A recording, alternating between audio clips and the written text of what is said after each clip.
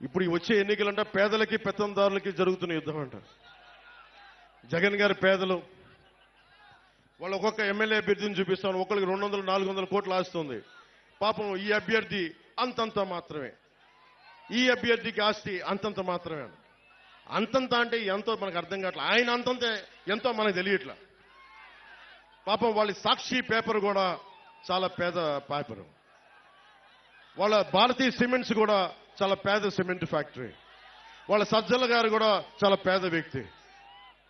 వాళ్ళ మిథున్ రెడ్డి గారు ఈ రోజున 60 నియోజకవర్గాల్లో అడ్డగోలుగా దోచేసిన ఆస్తిని ఈ రోజున ఎలక్షన్లు ఖర్చు పెడతా ఉన్నారు. 20,000 కోట్ల దోచేసిన జగన్ గారు కూడా చాలా పేదవాడు. మనమే పెద్దదాలు. 600 కోట్ల రూపాయలు సిద్ధం బోర్డులకే ఖర్చు పెట్టిన జగన్ గారు కూడా పాపం నిజంగా పేదవాడు. జేపీ వెంచర్స్, మనకు తీరాల్లో మన గ్రామాల్లో ఉన్న ఇసుకని మట్టిని దోచేసిన జేపీ వెంచర్స్ కూడా జగన్ గారి బినామీ కంపెనీలు, అవి కూడా పేద కంపెనీలే. పెద్దిరెడ్డి గారి, మిథున్ రెడ్డి గారి, మిగతా ఉంటారు కదా, వాళ్ళందరూ కూడా పేదవాళ్ళు. ఎమ్మెల్యే కూడా లేని నేను పెత్తందారంట. ఒక్క ఎమ్మెల్యే కూడా లేడు నా పక్కన. మేబీ మీరందరం చూసి, మీ అందరినీ చూసి అది నా ధనం అనుకుంటున్నాడేమో. అలా అనుకుంటే నాకు ఇబ్బంది లేదు. ధనం అయితే నేను ధనవంతుడినే. బ్రాండ్లు పెట్టారు. ఆ బ్రాండ్లు తాగితే ఇప్పుడు నిజంగా మీరు ఒకసారి ఆలోచించండి. వైసీపీ నాయకుడు మద్యాన్ని నిషేధిస్తానని చెప్పి అధికారంలోకి వచ్చిన వ్యక్తి. ఈ రోజున అతను దాదాపు ప్రభుత్వాలకు తెలియజేయకుండా, స్టేట్ ఎక్స్చెక్కర్కి తెలియకుండా 40,000 కోట్ల రూపాయలు ఆదాయాన్ని వెనకేసుకొచ్చాడు.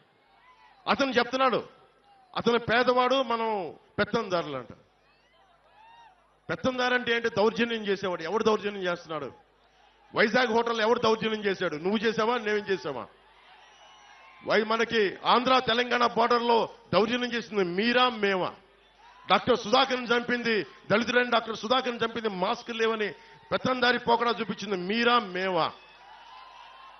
అనంతబాబు అనే ఒక ఎమ్మెల్సీ డ్రైవర్ని చంపేసి, ఒక దళిత డ్రైవర్ని చంపేసి డోర్ డెలివరీ చేస్తే అతనికి ఘన స్వాగతం పలుకుతున్నారు. పెత్తందారి పోకడా మీ వైసీపీదా మాదా?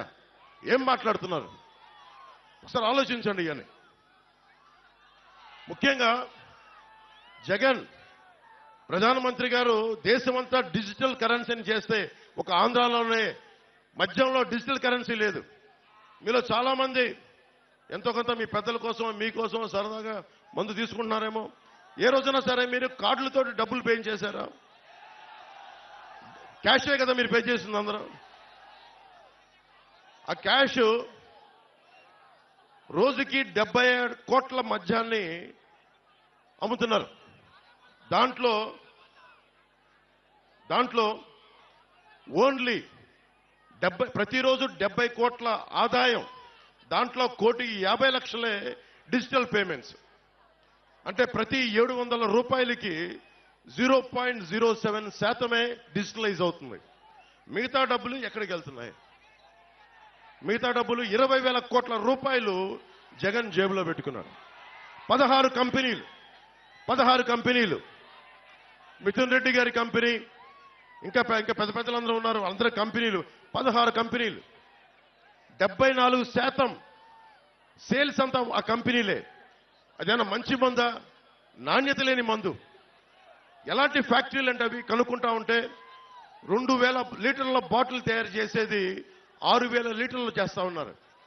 దాన్ని ఆల్కహాల్ కంటెంట్ తగ్గించి ప్యూరిఫై చేసే ప్రాసెస్లో 6,000 బాటిల్స్ తయారు చేస్తా ఉన్నారు. ఒక్కొక్కళ్ళకి మతి స్థిమితం పోతా ఉంది, మూర్ఛలు వస్తా ఉన్నాయి, పేగులు కరిగిపోతా ఉన్నాయి. నేషనల్ హెల్త్ సర్వే ఆంధ్రప్రదేశ్లో అత్యధికంగా మందు వల్ల చావులున్నాయి, ప్యాన్క్రియాటిక్ డిసీజెస్ ఉన్నాయి, లివర్ సిరోసిస్ పెరిగిపోయిందని చెప్పి నేషనల్ హెల్త్ సర్వే ఈ రోజున మనకి నివేదిక ఇచ్చా ఉంది. ఒక్కళ్ళు మాట్లాడలేదు. ఇతను చెప్తున్నాడు అతను పేదవాడంట, మనందరం పెత్తందారులంట. కూర్చోబెట్టి ఎవడు అమ్ముతున్నాడు మద్యం? ఎవడు ముఖ్యమంత్రి రాష్ట్రానికి? జగనా మనవా ముఖ్యమంత్రి? ఎవడు పెత్తందారి? జగనా మనవా?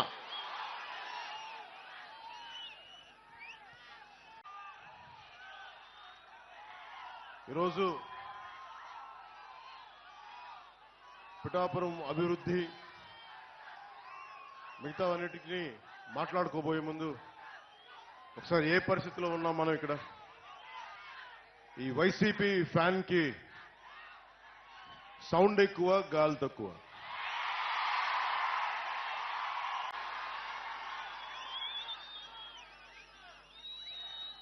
నన్ను ఓడించడానికి చిత్తూరు జిల్లా నుంచి పాపం మిథున్ రెడ్డి గారు వచ్చారు. మండలానికి ఒక నాయకుడిని పెట్టారు. అరే, పవన్ కళ్యాణ్ దగ్గర ఏమంత శక్తి ఉందే?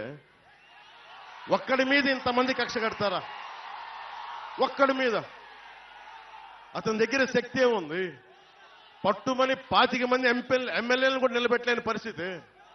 కనీసం 2 ఎంపీలని కూడా గెలుచుకోవాలని తపన పడుతున్నాడే. అతని మీద ఇంత కక్ష దేనికి? దేనికి ఇంత కక్ష? భవిష్యత్తు మనమని తెలుసు వైసీపీకి. నిలబడతాం, కొట్లాడతాం, చొక్కా పట్టుకొని ఈడుస్తాం.